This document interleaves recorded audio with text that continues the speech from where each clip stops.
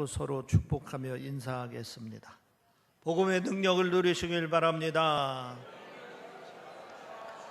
예수님의 십자가의 승리는 당신의 승리입니다. 하나님은 당신을 사랑하십니다. 아멘. 할렐루야. 하나님은 여러분을 사랑하십니다. 믿으시기를 바랍니다. 우리 믿는 사람들의 삶은 항상 간증이 있어야 됩니다. 주님께서 내게 행하신 일들을 우리는 경험하고 그리고 그것을 간증을 하여야 합니다. 이 간증을 통해서 하나님께 영광을 돌리고 또 듣는 자들의 믿음을 더하는데 도움을 주어야 하는 것입니다. 예수님께서는 죽음을 정복하시고 부활하시어서 우리 그리스도인들에게 이렇게 약속하셨습니다. 마태복음 28장 20절에 보면은 볼지어다 내가 세상 끝날까지 너희와 항상 함께 있으리라. 믿으시길 바랍니다. 우리는 분명히 이 약속을 믿습니다. 주님은 항상 여러분과 함께 하십니다.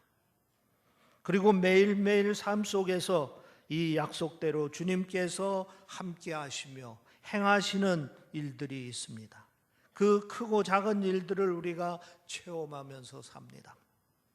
주님께서 나와 함께 하시며 행하시는 크고 작은 일들이 나의 간증거리가 되는 겁니다. 또 예수님께서 승천하시기 직전에 우리 그리스도인들에게 이렇게 명령하셨습니다. 사도행전 1장 8절 말씀에 보면은 오직 성령이 너희에게 임하면 너희가 권능을 받고 예루살렘과 온 유다와 사마리아 땅끝까지 이르러 내 증인이 되리라. 내 증인이 되라고 명령을 하고 계십니다. 우리는 이 명령에 순종해야 합니다.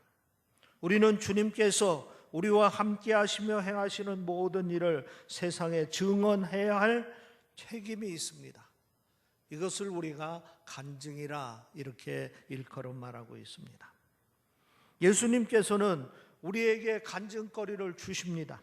그리고 예수님께서는 간증거리를 간증하도록 명령하고 계십니다.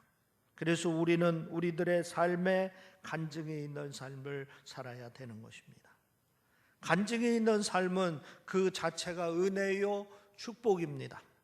주님께서 함께 하심을 체험하며 살기 때문에 은혜입니다. 그리고 그 체험을 나누며 하나님께 영광을 돌리기 때문에 축복입니다. 간증이 있는 삶은 하나님의 살아계심을 드러내라는 명령입니다. 내가 체험한 여러 가지 간증들을 통해서 우리가 하나님께 영광을 돌리고 또 하나님은 살아계시다, 살아서 내게 이렇게 역사하셨다, 이렇게 드러내도록 하신 명령이다, 이런 얘기입니다. 그리고 다른 사람들에게 그 간증을 나눔으로써 믿음을 갖게 하라는 명령인 것입니다. 믿음이 적은 자들이 큰 간증을 하는 사람들의 간증을 듣고 나도 저렇게 믿어야 되겠다, 또는 도전을 받고 큰 믿음의 사람들이 되도록 하라는 그러한 명령인 것입니다. 여러분, 여러분의 삶 속에 간증이 있습니까?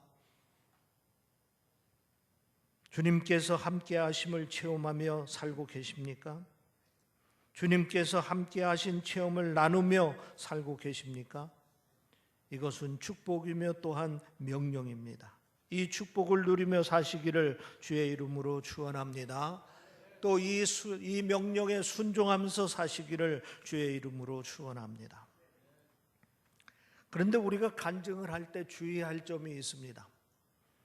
간증할 때는 사탄이 개입하지 못하도록 조심해야 합니다. 사탄의 미혹에 빠지지 아니하도록 경계해야 합니다. 사탄의 개입으로 잘못된 간증을 하게 되는 대표적인 예 두 가지가 있습니다. 하나는 자기 자랑입니다. 간증을 한다면서 자기 자랑만 실컷 하는 사람들이 있습니다. 그런데 간증할 때 절대로 자기 자랑이 되어서는 안 되는 겁니다. 사탄은 우리가 간증할 때 자기 자랑을 하도록 부추깁니다. 그래서 주님께서 행하신 일을 자기가 행한 것처럼 또는 자기이기 때문에 이런 일이 행해졌다고 말하게 합니다. 자기가 남다르게 했기 때문에 그런 일이 일어났다고 말하게 합니다. 다른 예를 들어가지고 자기가 100일 기도를 했다, 금식 기도를 했다, 그러기 때문에 이런 기사와 이적과 또 역사들이 나타났다, 이런 식으로 자기 공을 앞세우는 간증이 있습니다. 이런 간증들은 잘못된 간증입니다. 간증이 주님을 드러내는 일이 아니고 결국은 자기를 드러내는 일이 되고 결국 간증이 자기 자랑이 되는 경우들이 있습니다. 자기 자랑을 나타내는 간증은 잘못된 간증입니다. 또 하나는 과장하는 경우가 있습니다. 사탄은 간증하는 사람의 마음을 부추겨서 과장하게 만듭니다. 특히 간증을 듣는 사람들을 감동시키기 위해서, 아니 더 놀라게 하고 싶은 마음의 유혹을 받습니다. 그래서 사실보다 크게 과장하는 경우들이 있습니다. 때로는 없는 사실을 가상으로 만들어 하는 경우도 있습니다. 절대로 간증은 거짓이 되어서는 안 됩니다. 우리 믿음의 사람들은 간증할 때 정직하게 해야 됩니다. 경험한 것을 그대로, 하나님께서 행하신 일을 그대로 행하도록 조심해야 됩니다. 자칫 자기 자랑이 되지 않도록 조심해야 됩니다. 그리고 간증의 내용이 과장되지 않도록 주님께서 행하신 그대로 간증하기 위해 힘써야 됩니다. 오늘 우리들은 사도 바울의 간증 이야기를 오늘 본문에서 대하게 됩니다. 사도 바울은 그야말로 간증이 많은 사람 중에 한 사람입니다. 아마 성경의 대표적인 간증자라고 할 수가 있습니다. 우리는 사도 바울의 간증 속에서 간증의 삶의 모범을 보게 됩니다. 우리가 간증할 때 어떻게 간증할 것인지 귀한 교훈을 받게 됩니다. 먼저 사도 바울은 생각이 있는 간증을 했습니다. 무슨 말씀이냐 하면은 오늘 본문의 간증은 사도 바울이 자신의 대신해서 에베소 교회를 목회하고 있는 젊은 목회자인 디모데에게 하는 간증입니다. 그런데 12절에 보면 이렇게 간증을 시작합니다. 나를 능하게 하신 그리스도 예수 우리 주께 내가 감사함은 나를 충성되이 여겨 내게 직분을 맡기시님이. 사도 바울은 주께서 자기에게 맡기신 직분에 대해서 감사하다는 간증을 합니다. 사도 바울은 간증거리가 많은 사람입니다. 기도의 응답에 대한 간증거리가 한두 가지가 아닙니다. 가는 곳마다 승리했던 목회의 성공담도 많습니다. 그런데 그 많은 간증거리 중에서 유독 자기에게 직분을 맡기신 것을 간증하고 있습니다. 왜 그랬을까요? 디모데를 생각했기 때문에 그렇습니다. 디모데는 이제 목회를 막 시작하는 사람입니다. 자칫 기도 응답의 그 놀라운 기적을 간증하면 본격적으로 기도하며 나아가야 할 디모데가 위축될 수 있는 겁니다. 또 목회의 위대한 성공담을 간증하면 목회 초년병으로서의 디모데가 두려워할 수도 있는 것입니다. 그래서 지금 디모데에게 꼭 필요한 간증을 선택해서 한 것이다, 이런 얘기입니다. 이는 무엇을 나타내는 것입니까? 간증은 듣는 사람을 배려하는 간증을 해야 된다 하는 얘기입니다. 자기 자랑의 간증이 아니라 듣는 사람을 배려하는 간증을 해야 된다, 이런 얘기입니다. 듣는 사람을 돕는 간증이어야 한다 하는 얘기입니다. 공동체의 덕을 세우는 간증이어야 한다 하는 얘기입니다. 이런 간증을 생각이 있는 간증이라 이렇게 표현을 한 것입니다. 한 권사님이 생각납니다. 이분은 아들 셋을 모두 서울대학교에 입학을 시켰습니다. 그것도 둘은 서울법대에, 다른 하나는 물리학과에 입학을 시켰습니다. 그리고 이 셋이 모두 다 신앙이 좋은 아들들입니다. 이 권사님의 남다른 기도가 있었기 때문입니다. 그리고 남다른 사랑의 교육 방법이 있었기 때문입니다. 그래서 아들 교육에 대한 남다른 간증거리가 많았습니다. 그런데 교회에서 아들 이야기하는 것을 한 번도 들어보지를 못했습니다. 그래서 넌지시 권해봅니다. 아들 교육에 관한 간증을 좀 해보시지요. 젊은 엄마들에게 큰 도움이 될 텐데요. 그런데 이 권사님은 이렇게 대답을 합니다. 목사님, 덕이 되지 않습니다. 자랑이 되고 시기하는 마음이 일어날지 모릅니다. 이 권사님의 성숙한 신앙의 태도를 잊을 수 없었다 하는 겁니다. 여러분, 우리의 간증이 생각이 있는 간증이 되어야 할 줄 믿습니다. 간증의 열매를 깊이 생각하는 그런 간증이 되어야 합니다. 듣는 사람의 입장을 고려하는 그러한 간증이 되어야 한다 하는 말씀인 것입니다. 그 다음에 두 번째로는 사도 바울은 깨달은 은혜를 간증합니다. 간증은 이것이 중요하죠. 깨달은 은혜를 간증해야 되는 겁니다. 오늘 본문 14절에 보면 이렇게 간증하고 있습니다. 우리 주의 은혜가 그리스도 예수 안에 있는 믿음과 사랑과 함께 넘치도록 풍성하였도다.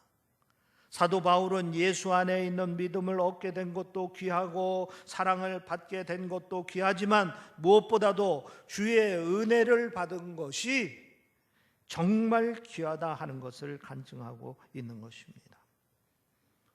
예수의 사랑을 받은 것도 믿음을 받은 것도 귀하고 귀한 일입니다. 그러나 정말 귀한 것은 뭐냐면은 내가 주의 은혜를 받은 것이 귀하다 하는 얘기입니다. 그런데 이 주의 은혜라는 말은 무엇을 얘기하고 있느냐?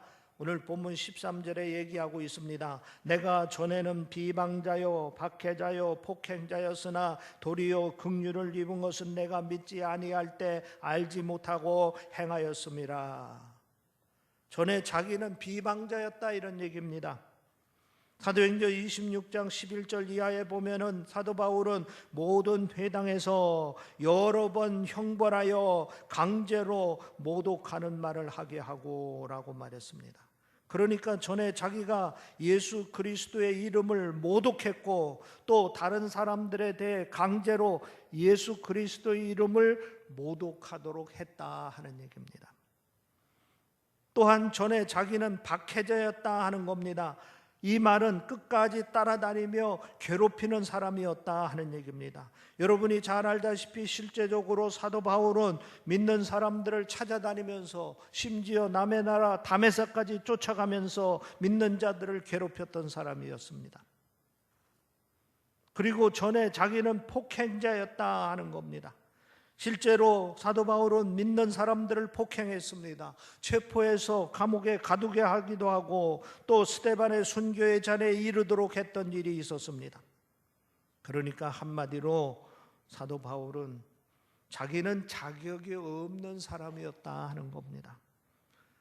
그러나 주님께서 그를 찾아오셔서 직분을 맡겨주신 것입니다.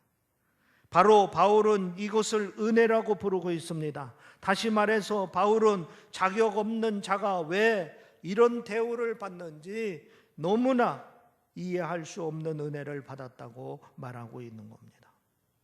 그래서 바울은 늘 은혜를 생각할 때마다 왜 접니까? Why me?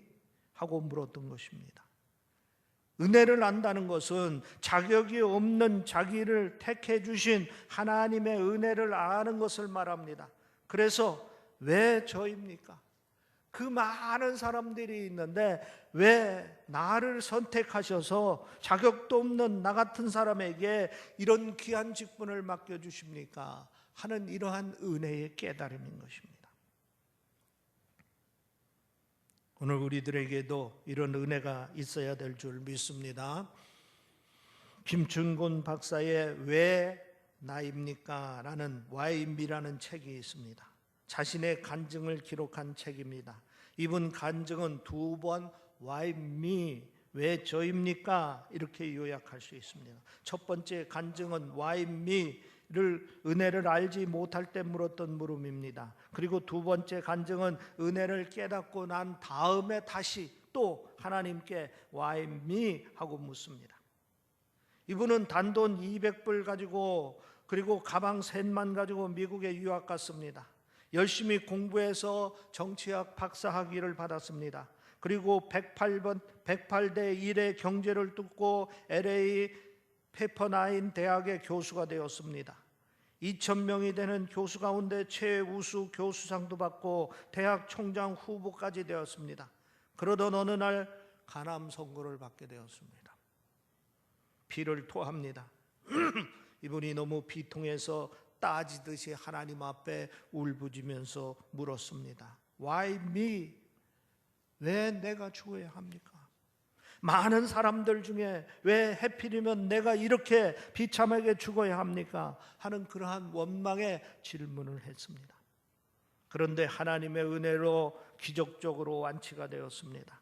알래스카 주립대학 교수로 자리를 옮기고 10년 동안 주지사 경제 특별 고문으로 일했습니다. 주 정부로부터 경제개발 특별 공로상을 받기도 했습니다. 이때 하나님의 특별한 부르심을 받았습니다. 미주 한인 그리스도인들과 함께 신앙 회복 운동을 펼쳐서 미국을 위해 봉사하라는 것이었습니다. 예수 대각성 운동을 일으키는데 자신을 하나님께서 사용해 주시는데 은혜를 받았습니다. 이분은 다시 하나님께 물었습니다. Why me? 왜 납니까? 많은 사람들이 있는데 왜 하필이면 나 같은 사람을 불러서, 나같이 부족한 사람을 불러서 이렇게 저를 사용하십니까? 그러면서 이분은 하나님의 부름이 바로 하나님의 은혜라고 말하고 있습니다. 여러분, 은혜는 하나님께서 하나님께 why me를 묻는 겁니다. 그리고 간증은 바로 이 은혜를 나누는 것입니다. 은혜를 알고 은혜를 깨닫고 은혜를 나누는 그러한 삶이 되시기를 주의 이름으로 축원합니다. 하나님께서는 여러분에게 주신 크고 작은 많은 은혜들이 있습니다. 그 은혜를 우리가 깨달아야 됩니다. 또 깨달았으면은 그것을 혼자만 간직해서는 안 됩니다. 그 은혜를 나누면서 듣는 자들에게 은혜를 끼치고, 그리고 듣는 자들에게 큰 믿음을 가질 수 있도록 도와주는 것, 이것이 내가 은혜 받은 자로서 해야 될 마땅한 의무다, 이런 얘기입니다. 그 다음에 세 번째, 사도 바울은 겸손한 마음의 자세로 간증을 합니다. 오늘 본문 15절에 보면 바울은 이렇게 간증하고 있습니다. 죄인 중에 내가 괴순이라. 이 말은 무슨 말입니까? 자기가 죄인 중에 첫 번째 죄인이라, 이런 얘기입니다. 다시 말하면 자기가 가장 큰 죄인이라 하는 것입니다. 근데 여기서 중요한 것은 이 말이 과거형이 아니라 하는 얘기입니다. 앞에서 말한 대로 사도 바울은 과거에 정말 죄인 중에 괴수 짓을 했습니다. 비방자요, 박해자요, 핍박자였습니다. 그러나 현재 그는 완전히 예수 믿고 변화되어 가지고 주를 위해 일하는 일꾼입니다. 사도 중에 사도입니다. 그 누구보다도 주의 뜻을 잘 알고 주를 위해서 죽도록 충성하고 있습니다. 그런데 바울은 지금도 자기가 여전히 죄인 중에 괴수라고 말하고 있는 겁니다. 지금도 하나님 앞에 그 누구보다도 자기가 가장 큰 죄인이라고 말하고 있습니다. 당시 사도 바울은 기독교계에서 가장 영향력 있는 지도자 가운데 한 사람이었습니다. 신학적으로 이방 지역 복음화에 초석을 놓은 사람입니다. 교회도 가장 많은 수를 개척했습니다. 그래서 가장 권위 있고 존경받는 영적 지도자 중에 한 사람입니다. 그런 그 사람이 자기가 죄인이라는 고백을 하는 것이, 자기가 죄인이라는 고백 정도 하는 것이 아니라 자기가 죄인 중에 가장 큰 죄인이라 하는 것입니다. 바울이 어떻게 이런 고백을 할 수 있었습니까? 한마디로 겸손한 마음의 자세 때문입니다. 비록 자기가 영적 지도자지만 바울은 자기가 다른 사람들을 지도할 위치에 있는 것은 자기 자신이 자격이 있어서라가 아니라 자기는 자격이 없는데 하나님이 자기를 사용하시기 때문에 그렇다라는 인식이 있었기 때문에 그런 것입니다. 16절에 보면 이 점을 확인할 수 있습니다. 그러나 내가 긍휼을 입은 까닭은 예수 그리스도께서 내게 먼저 일체 오래 참으심을 보이사 후에 주를 믿어 영생을 얻은 자들에게 본이 되게 하려 하심이라. 자기가 지금 이런 지도자의 자리에 있는 것은 주님께서 오래 참으심 때문이라 하는 것입니다. 사도 바울은 늘 주님의 눈으로 자신을 보았습니다.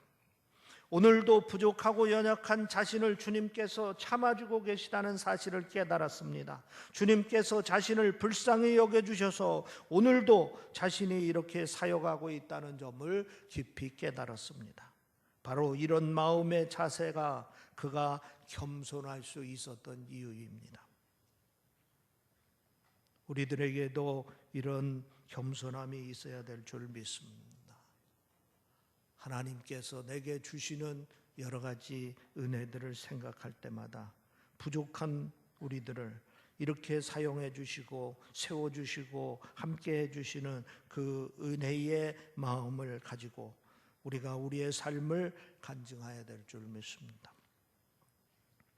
인도 선교의 아버지라고 불리는 윌리엄 캐리라는 사람에게도 같은 모습을 찾아봅니다. 그가 세상을 떠날 때 곁에 있던 사람들이 조용히 물었습니다. 당신 장례식 때 성경 어느 곳을 읽으면 좋겠습니까? 캐리가 이렇게 대답했습니다. 나 같은 죄 많은 인간에게 장례식에서 뭐라고 말해준다는 것조차 과분하게 생각한다. 그러나 굳이 성경을 읽어야 한다면 시편 51편 1편을 읽어주십시오. 즉 하나님이여 주의 인자를 따라 내게 은혜를 베푸시며 주의 많은 긍휼을 따라 내 죄악을 지워주소서. 그리고 그는 자기 비문에 이렇게 써달라고 부탁했습니다. 윌리엄 캐리 1761년생 죄 많고 약하고 능력 없는 벌레인 나는 당신의 긍휼하신 성수에 기대하고 잠드나이다. 능력 없는 벌레라 이렇게 표현하고 있습니다. 우리는 늘 하나님 앞에 죄인임을 깨닫고 살아야 합니다. 오늘도 하나님께서 참아주시기 때문에 이렇게 살아가고 있다는 점을 깨닫고 살아야 합니다. 오늘도 하나님께서 참아주시기 때문에 이렇게 사역하고 있다는 점을 깨닫고 살아야 합니다. 바로 이것이 하나님 앞에서의 겸손입니다. 비록 남다른 영적 지도자라 해도 하나님 앞에 서면 벌레 같은 존재임을 깨닫는 것입니다. 그 누구보다도 거룩한 삶을 살고 있다 해도 하나님 앞에 서면 다를 것 없는, 아니 남보다 더 죄인임을 깨닫는 그런 은혜가 있어야 되는 겁니다. 이런 하나님 앞에서의 겸손이 사람 앞에서의 겸손으로 나타납니다. 바울은 지금 자기의 제자요 영적인 아들에게 자기가 가장 큰 죄인이라고 고백하고 있는 겁니다. 자기의 허물을 감추고 자기의 업적을 드리고자 하는 사람들 속에서 하나님 앞에서 겸손한 사람은 사람 앞에서도 여전히 겸손할 수가 있습니다. 윌리엄 캐리에게 이런 경우가 있었습니다. 원래 그는 구두 수선공 출신이었습니다. 인도에서 성공적으로 선교 사역을 하고 있을 때 주변 사람들이 그의 옛 이력을 안 뒤에 그를 조롱했습니다. 당신은 구두 짓던 사람이 아니요. 그때 윌리엄 캐리는 이렇게 대답했다고 합니다. 아닙니다. 저는 구두를 짓지 못하고 겨우 수선을 했을 뿐입니다. 여러분, 우리는 겸손해야 합니다. 그리고 이런 겸손으로 나누는 간증이 큰 힘이 되는 것입니다. 결론지어서 말씀을 드립니다. 믿음의 사람들은 항상 간증을 가지고 있어야 합니다. 여러분에게도 간증이 있기를 바랍니다. 그런데 그 간증은 올바른 간증이어야 합니다. 생각이 있는 간증, 듣는 자를 배려하고 공동체를 세우는 그런 간증이 되어야 합니다. 은혜를 아는 간증, 은혜를 깨닫고 은혜를 간증해야 합니다. 하나님 영광만 돌리고 자기 자신은 죄인임을 고백하는 간증이어야 됩니다. 그리고 겸손한 마음 자세로 나누는 간증이어야 합니다. 절대로 간증은 자랑하거나 과장해서는 안 되는 것입니다. 그럴 때 그 간증이 하나님을 기쁘게 해드리고 듣는 자에게 믿음을 더하게 합니다. 여러분에게도 주님께서 많은 간증거리를 주시기를 주의 이름으로 축원합니다. 기도하겠습니다.